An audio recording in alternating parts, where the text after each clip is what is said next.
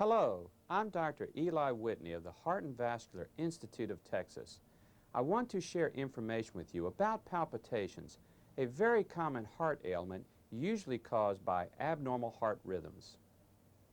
This is a normal heart which has two top chambers called the left atrium and right atrium, and two bottom chambers called the left and right ventricles. The top two chambers are the priming pumps for the bottom two chambers. The left ventricle pumps oxygen-rich blood to the body, which uses this oxygen to perform work. The low oxygen blood returns to the right side of the heart, where it is pumped through the lungs and oxygen is picked up. This oxygen-rich blood returns to the left side of the heart and is pumped out to the body where the oxygen is used. The top two chambers of the heart are electrically separated from the bottom two chambers throughout the entire heart, except for a small area here called the AV node. Normal electrical activity in the heart starts in the pacemaker of the heart called the Sinoatrial Node, or SA node for short. The SA node is located in the upper portion of the right atrium of the heart. Once the SA node starts an electrical impulse, it rapidly spreads throughout the top two chambers of the heart, causing them to contract and force blood into the bottom two chambers of the heart. The electrical activity from the top chambers of the heart comes together at the AV node, where it is slowed down considerably to allow the top two chambers adequate time to pump the blood into the bottom two chambers. Once the electrical impulse passes through the AV node, it accelerates rapidly down two very special electrical tracks called the left and right bundles. This electrical activity stimulates the bottom two chambers to contract, forcing blood out of the heart into the lungs and to the body. Once the bottom two chambers have squeezed the blood out, the heart relaxes and fills with blood that returns from the lungs and the body. When the heart is filled with blood, the entire process is repeated when the SA node or pacemaker starts another electrical impulse.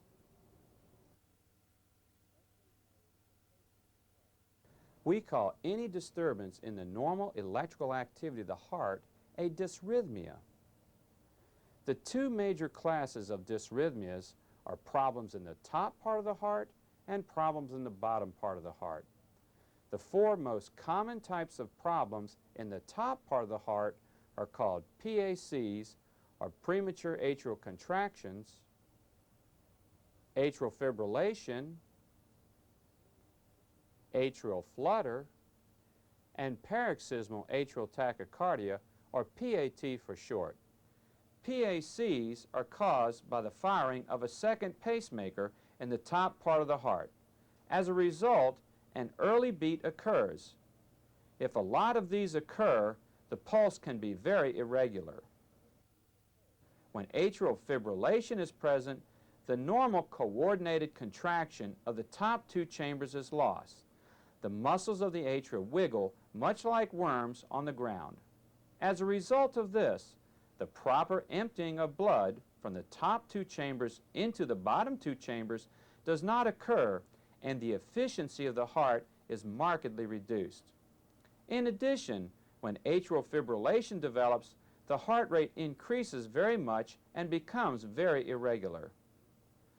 When atrial flutter occurs, electrical activity runs around the top part of the heart in a circular pattern, much like a tornado. When the atria are stimulated to contract in atrial flutter, the atria contract very quickly, almost 300 times per minute. The force of contraction with atrial flutter is much weaker than with normal beats. As a result, the proper emptying of blood from the top two chambers into the bottom two chambers does not occur, and like in atrial fibrillation, the efficiency of the heart is markedly reduced. Furthermore, the heart rate is often increased with atrial flutter, typically above 150, but unlike atrial fibrillation, the heart rate is usually regular in atrial flutter. PAT is a dysrhythmia which is caused by the formation of a short circuit between the electrical system of the top part of the heart and the electrical system of the bottom part of the heart. A circular pattern of electrical activity occurs in PAT as shown here. As a result, heart rates can be very fast with PAT, even as high as 230, and almost always the heart rate is regular. There are three basic types of dysrhythmias in the bottom part of the heart: PVCs, or premature ventricular contractions, ventricular tachycardia, and ventricular fibrillation. A PVC is an early beat which comes from an abnormal pacemaker in the bottom part of the heart. PVCs by themselves are not dangerous, although they can be very irritating since the irregular heartbeat they produce causes palpitations and unusual sensations in the chest which are not painful. Ventricular tachycardia is caused by a short circuit in the bottom part of the heart which results in a very rapid heart rate. The heart rates are sometimes so fast in ventricular tachycardia that the heart cannot effectively pump blood to the body and to itself. For this reason, ventricular tachycardia can degenerate very quickly into ventricular fibrillation. When the bottom part of the heart fibrillates, it wiggles in much the same manner as in atrial fibrillation. When this occurs, effective blood pumping is totally lost and no blood gets pumped to the body. Death proceeds within seconds. When a person feels a palpitation or irregular heartbeat, the first thing we try to do is to find out which type of electrical disturbance is causing the problem. The best way to find out is to perform a 24-hour ECG or Holter monitor. With any luck, palpitations will occur during the period of monitoring, and we will know exactly what is causing the problem. If an abnormal episode does not occur, the next step is to wear an event monitor. An event monitor is a continuous ECG for 2 weeks. When palpitations or heart irregularities occur, the person who is wearing the monitor will activate it and the abnormal rhythm will be recorded.